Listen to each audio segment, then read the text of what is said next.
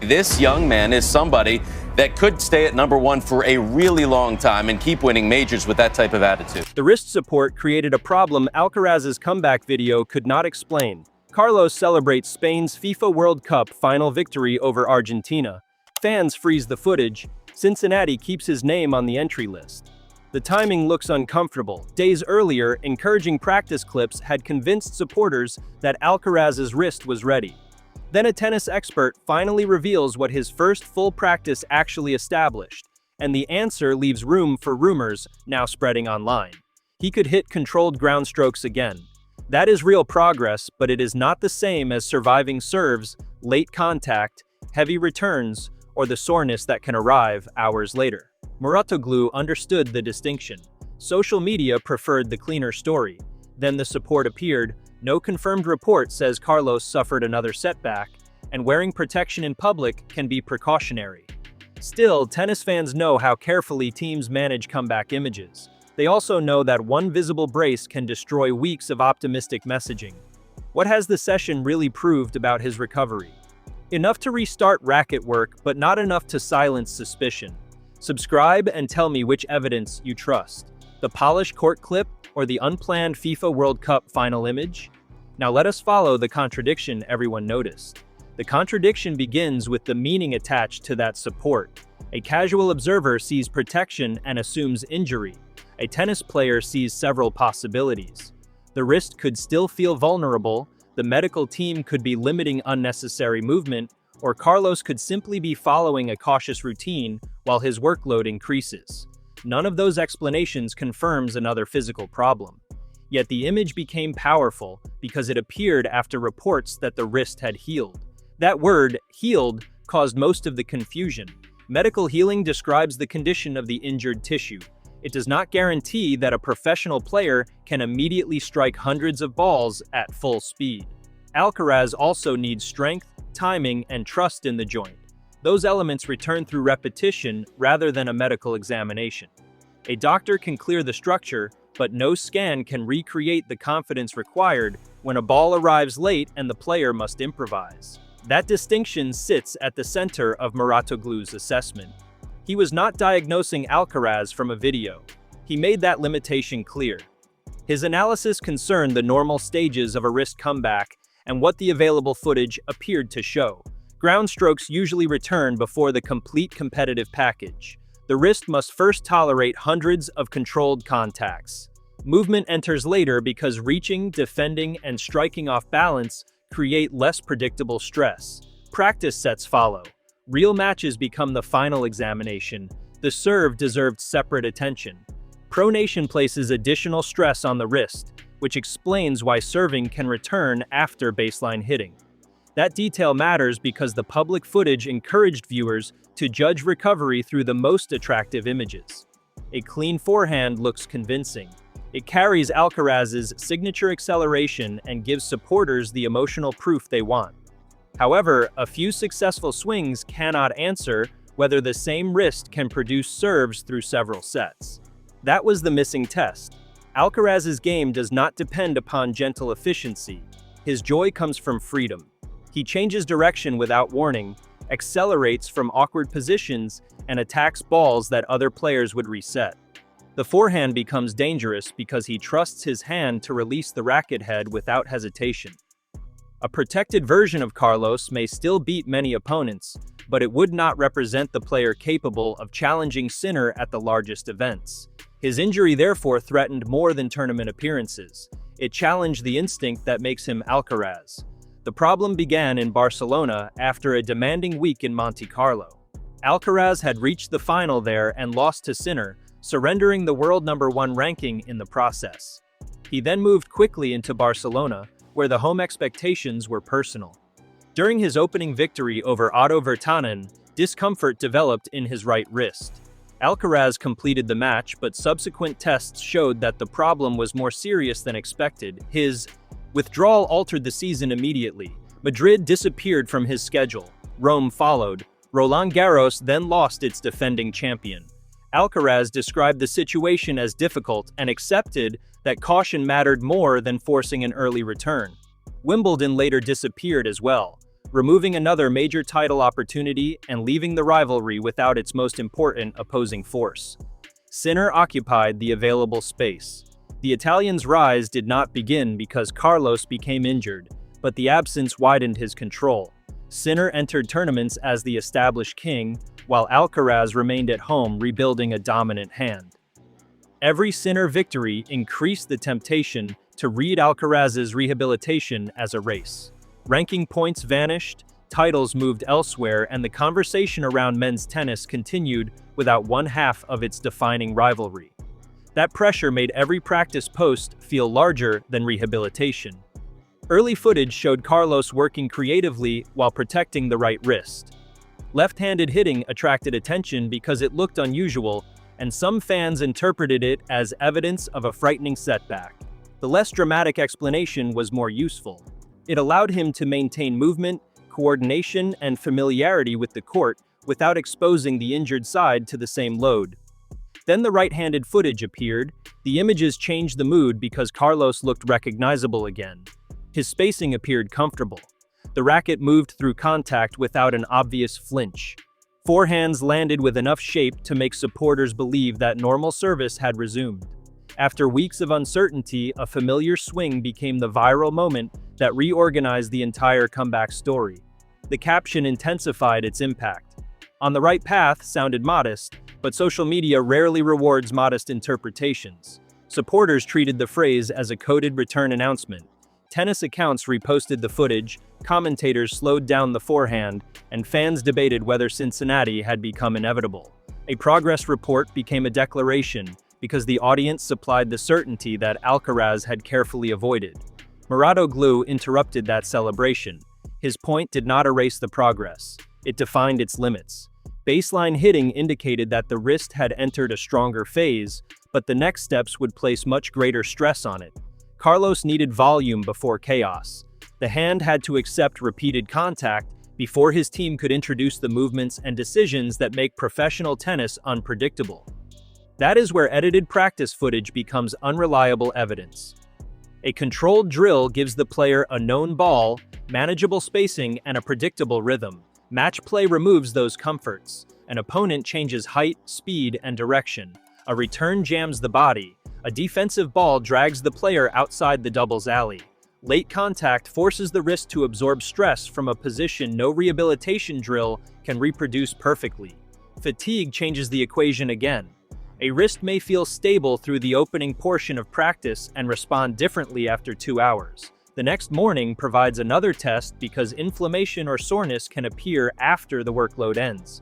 Tournament tennis adds short recovery windows, travel demands, and competitive tension. Cincinnati will not ask whether Carlos can strike one attractive forehand. It will ask whether he can repeat his entire game and return the following day. That was never visible in the clip. The reported medical update still mattered. Dr. Angel Ruiz Cotoro, the specialist associated with Alcaraz's care, reportedly found the wrist healed during the latest assessment. The plan involved increasing the training load gradually with Cincinnati as the target. That information supported optimism, but it never converted an entry list appearance into an unconditional promise. Tournament entry is planning, not proof. Players place events on schedules because preparation requires a target. Cincinnati officials can promote Alcaraz because his name belongs in the field. His team can work toward that date without guaranteeing that every necessary stage will be completed. A final decision depends upon how the wrist responds as controlled hitting becomes full practice. The support at the FIFA World Cup final landed inside that uncertainty. Carlos attended the match as a global celebrity, not merely an injured athlete. His relationship with Louis Vuitton gave the appearance another layer because he helped present the trophy in the company's famous trunk. Football viewers saw a 7-time major champion sharing one of sport's largest stages. Tennis viewers looked past the fashion, ceremony, and celebration. Their attention settled on his right arm. That reaction reveals the price of celebrity rehabilitation. Alcaraz cannot protect every stage of recovery from public interpretation. A training video becomes medical evidence. A support becomes proof of failure. An entry list becomes confirmation. Each image gets separated from its context, and placed into whichever story the viewer already believes. His supporters saw caution. His critics saw contradiction. Neither side possessed enough information to declare the matter settled. The support could be precautionary, especially during travel or a crowded public event. It could also indicate that the team still wanted protection outside controlled training. What it could not establish by itself was a fresh setback. No verified announcement reported re-injury, renewed pain, or a change to the Cincinnati target. That fact places a boundary around the gossip. Suspicion is justified because the public messages appear difficult to reconcile. Declaring the tissue healed, releasing confident practice footage, and then appearing with support naturally raises questions. Turning those questions into a confirmed medical crisis would go beyond the available evidence. The more revealing story concerns management. Alcaraz's team needs to generate confidence without creating pressure. Supporters want proof because 2 missing Grand Slams made the silence unbearable. Cincinnati wants its defending champion. The US Open needs one of its largest attractions. Sponsors prefer images of movement and optimism. Carlos must satisfy those expectations while avoiding the mistake of treating public excitement as physical readiness. His own words suggest that he understands the danger. After the injury, Alcaraz said he needed to listen to his body so the problem would not affect his future. He later explained that returning slightly later in good condition was preferable to rushing back badly. Those comments oppose the reckless version of Carlos that gossip sometimes creates. They show a player aware that the next month matters less than the next decade, that patience conflicts with his natural identity. Alcaraz plays like someone who dislikes waiting. He sees opportunities early and commits before the court appears open. His best tennis carries the confidence of a player who believes any defensive position can become an attack. Rehabilitation demands the opposite temperament. It requires him to stop before pain, accept incomplete sessions, and measure success through restraint. Sinner creates the external temptation. The world number 1 has continued building authority while Carlos has been absent. Cincinnati offers the possibility of restoring the rivalry before New York, but it also exposes the difference between their preparation. Sinner arrives with competitive rhythm and recent match evidence. Alcaraz would arrive with medical clearance, practice progression, and 3 months away from official competition. That imbalance makes Sinner the king in this structure. Alcaraz remains the challenger even with 7 major titles and a US Open crown to defend. His reputation can secure attention, but it cannot supply match sharpness. He must regain positioning, point construction, and decision-making under scoreboard pressure. Those skills cannot be fully restored through cooperative practice. Cincinnati therefore carries 2 different purposes. The public sees a title defense. Alcaraz's team may need a controlled competitive test before the US Open. Winning would accelerate belief, but surviving several matches without a reaction from the wrist could matter more. An early loss would create alarming headlines while still supplying valuable information about his condition. That difference will be difficult for fans to accept. Alcaraz has reached a level where participation is judged through trophies. A cautious comeback does not fit his celebrity profile. Nike does not present him as a patient, rehabilitating athlete. Babolat does not build his racket identity around shortened swings. Rolex and Louis Vuitton reinforce the image of a global champion whose arrival changes an event. The body does not care about that image. A tendon or joint responds to load rather than reputation. The wrist receives the same stress whether the player owns 7 majors or none. That reality explains why Muratoglu's apparently simple analysis carried weight. He stripped away the marketing and looked at the physical sequence. First came baseline tolerance. Serving would follow. Practice sets would then expose the risk to uncertainty. Competition would provide the verdict. Those stages sound obvious, but the internet collapsed them into one attractive clip. The forehand became proof of health because it resembled the shot fans remembered. The resemblance was meaningful, although it could not reveal the amount of force, the duration of the session, or how Carlos felt afterward. Video also hides protection through selection.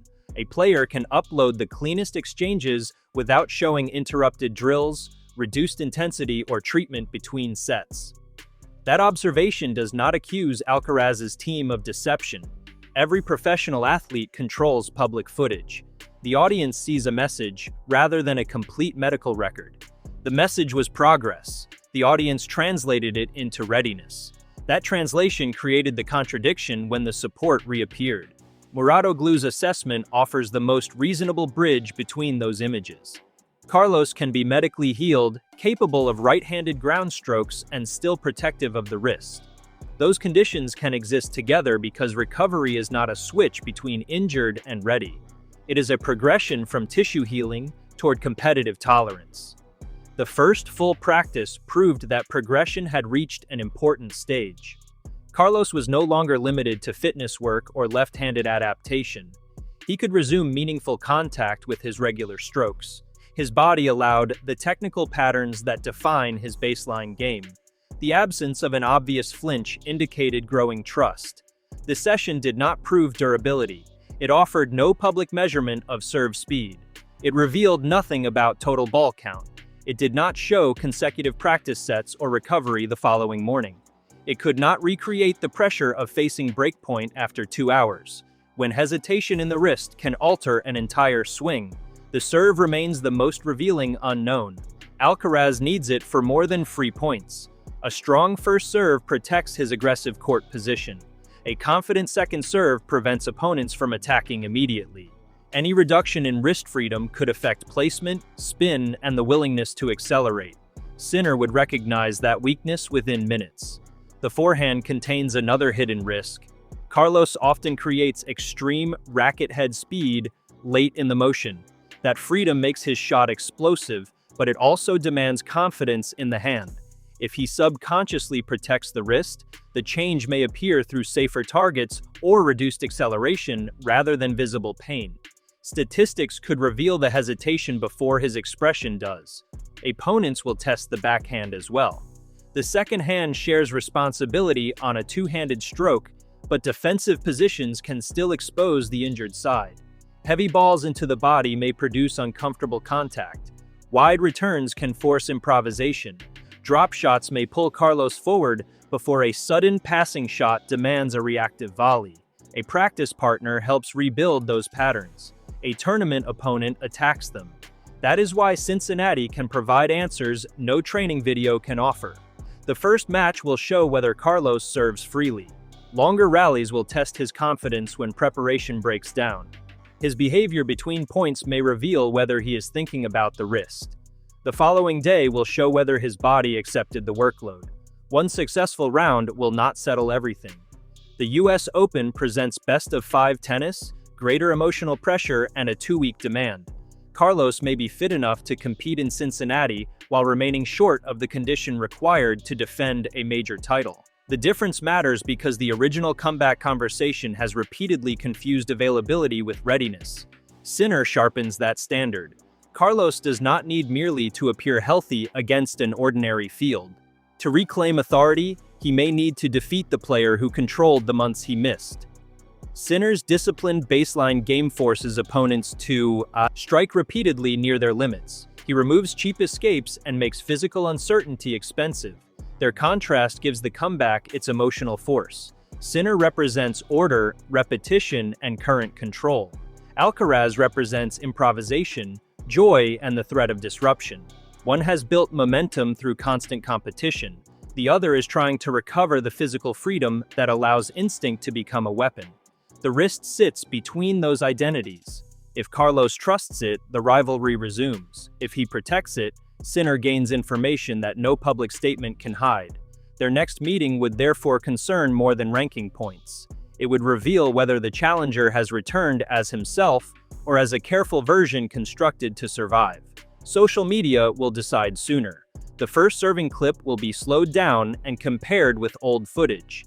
Fans will analyze wrist position, racket drop, and follow-through. Any support will create another rumor. A missed practice could become evidence of trouble even when normal scheduling provides the explanation. That noise cannot be eliminated. Alcaraz can only answer it through competition. Until then, the cleanest conclusion remains less dramatic than either fan camp wants. The practice footage was authentic progress. The wrist support was authentic caution. The reported medical assessment was encouraging. Cincinnati remains the intended return. None of those facts guarantees that Carlos can immediately reproduce championship tennis. That does not weaken the title's revelation, it defines it. What Alcaraz's first full practice really proved was that the injured wrist had recovered enough to re-enter serious tennis work. Carlos regained controlled ground strokes with his dominant hand, crossed an essential rehabilitation threshold, and gave his team a basis for increasing the load. It did not prove that recovery was complete in competitive terms. Muratoglu identified the gap that fans skipped. Hundreds of balls must come before movement becomes unrestricted. Serving brings additional stress. Practice sets introduce uncertainty. Real matches expose every protected position. The body's reaction afterward matters as much as the strokes produced during the session. The support did not cancel the practice. The practice did not invalidate the support. Together, they showed a player living between medical recovery and competitive return. That stage is encouraging because the worst restrictions appear to be behind him.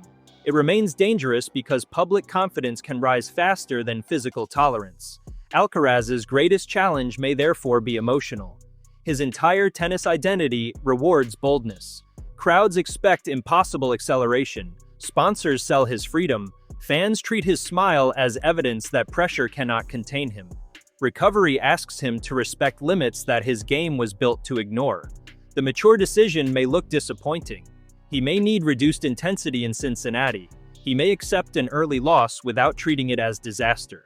His team may withdraw him if the wrist reacts, even when the US Open sits close enough to create panic. None of those outcomes would prove weakness. They would honor the promise Carlos made when he said his future mattered more than rushing.